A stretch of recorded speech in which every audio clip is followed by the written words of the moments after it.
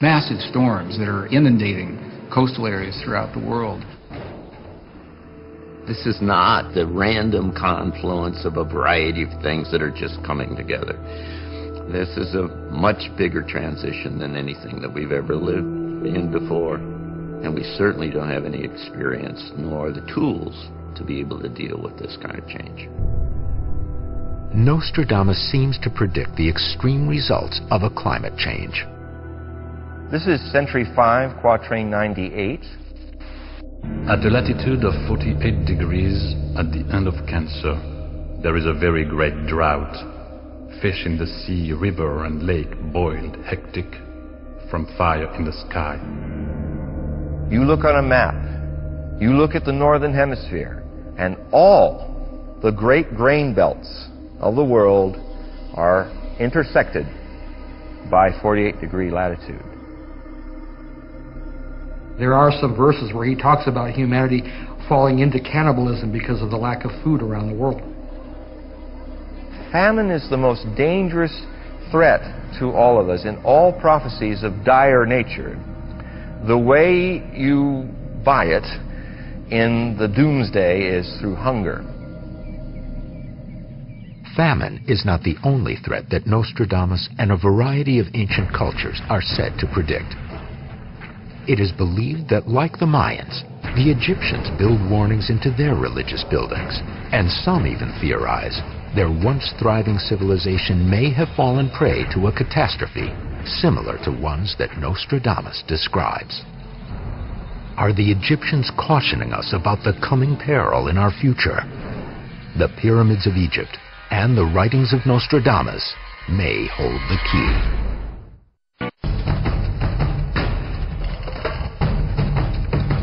The Lost Book of Nostradamus highlights an era when prophecy and astronomy converge in a manner that literally changes the world. One of the most striking images from this remarkable book speaks of an impending apocalypse, and some see its symbols as a warning. What really triggers the whole thing is the 3 eclipsed moons. There's going to be 3 eclipses in 2012. Very unusual. There's going to be a total eclipse of the sun. There's going to be the eclipse of Venus against the sun. And then there's the grand eclipse of the ages, the eclipse of the sun and the center of the galaxy. This whole thing is going to culminate in 2012, is what Nostradamus is saying. Interpreters believe that the spiral shape at the head of the scorpion in this drawing is a direct reference to the spiral shape of the Milky Way galaxy. No one in the mid-1600s knew, supposedly, that we had a galaxy, much less that it was a spiral galaxy. And yet, the Lost Book manuscript shows just that image. Nostradamus believes that the stars and planets hold the meaning of life. This is also at the core of Egyptian philosophy, and they incorporate these celestial designs into their most important structures. Nostradamus foresees the destruction of these monuments in his writings.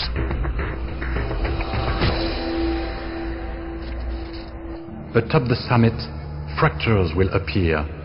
The lightning will shatter the stones. 3 without chains bound up around the middle.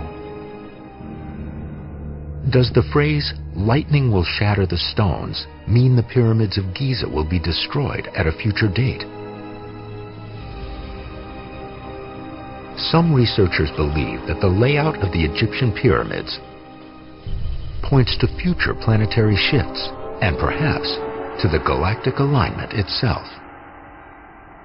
There's really no doubt that someone went to a great deal of effort to make the pyramids on Giza and even other pyramids in the general group correspond to alignments of stars to make sure that these large culture-defining monuments matched events in the sky. Some experts theorize that the pyramids were built to precisely match the 3 stars that make up the belt of the constellation Orion, also known as the Hunter, or the Wise Man. Orion is the key player.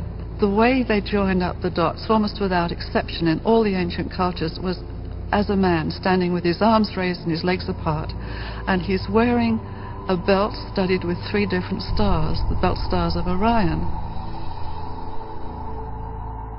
These researchers claim that the Egyptians are pointing to Orion because it marks the halfway point of the 26,000-year circle the Sun makes between galactic alignments. This proves, they say, that the ancient Egyptians also recognized the pivotal importance of this celestial event.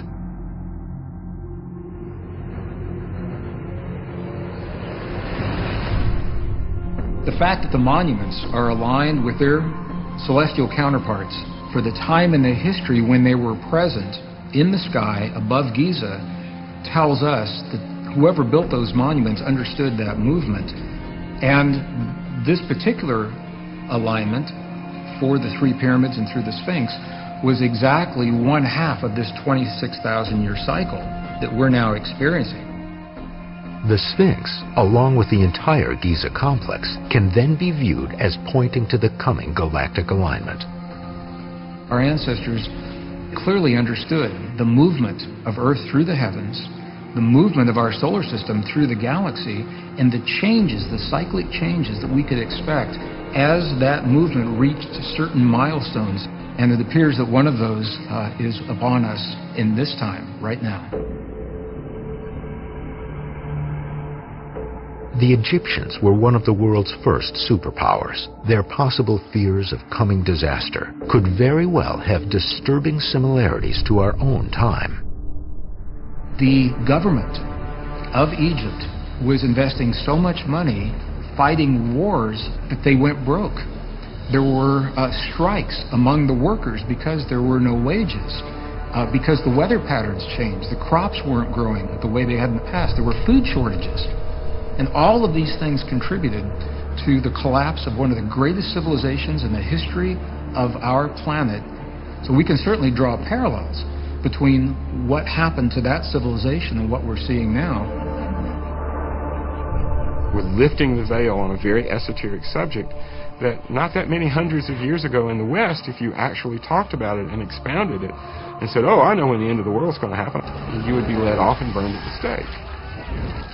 So this is dangerous knowledge. This is very significant knowledge that only now can we actually talk about openly. Nostradamus also fears repercussions for his dark predictions and cloaks them in 4-line poems called quatrains.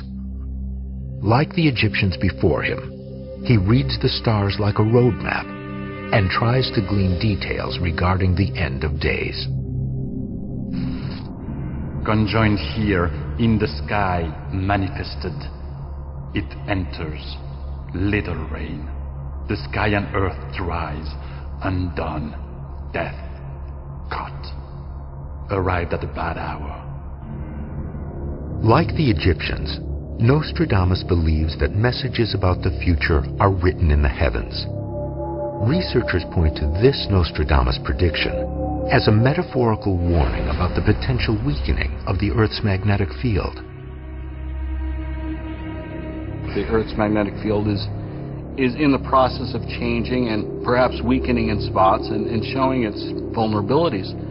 And anybody who's ever watched Star Trek, you know, the shields are down, dead. When the magnetic fields are strong, they deflect the solar wind that is coming from our sun and the incoming particles from the universe beyond. And when those fields are weak, they have less ability to do that, meaning that more solar influence reaches the Earth, heats up the atmosphere of the Earth, as correlated now with melting the ice caps, the increase in the sea level. As the Earth's magnetic field wears down, the Earth is left open to a frightening array of problems. If the magnetic fields of the Earth were to collapse to zero and go through reversal, with a planet of 6 billion people based in computer technology, GPS satellites, our way of life would change dramatically. A magnetic pole reversal